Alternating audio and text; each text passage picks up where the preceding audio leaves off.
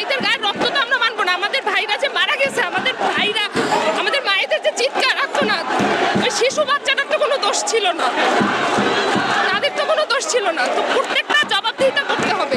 এরপরে আমরা মাঠ ছাড়বো, এর আগে আমরা মাঠ ছাড়বো না। ছাত্রদের উপরে এত কম সময় এত নির্যাতন কোনো বাংলাদেশের ইতিহাসে কখনো হয়নি। দেশ স্বাধীন হওয়ার পর থেকে বা স্বাধীন হওয়ার আগে থেকে আজ পর্যন্ত কখনো হয়নি।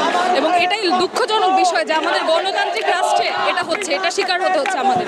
যেভাবে এদের উপর অত্যাচার করা হয়েছে, আমরা এটা কখনোই মানবো না, কখনো সহ্য করতে পারবো না। তো সেই ভাইয়ের রক্তের প্রতিশোধ আমরা নিবই। যতক্ষণ পর্যন্ত নিব না, ততক্ষণ আমরা রাজপথে থাকবোই। আমরা চাচ্ছি যে একটা ইন্টারন্যাশনাল ইনকোয়ারি কমিটি হোক, যেটা ইউএন অলরেডি প্রপোজ করেছে, বাট বাংলাদেশ গভর্নমেন্ট গতকালকেও আমাদের মিস্টার আরাফাত তিনি হচ্ছে ডিডব্লিউতে রিজেক্ট করে দিয়েছেন। আমরা সেটাই চাচ্ছি যে এই সরকারকে রেসপন্সিবল করে আমরা যে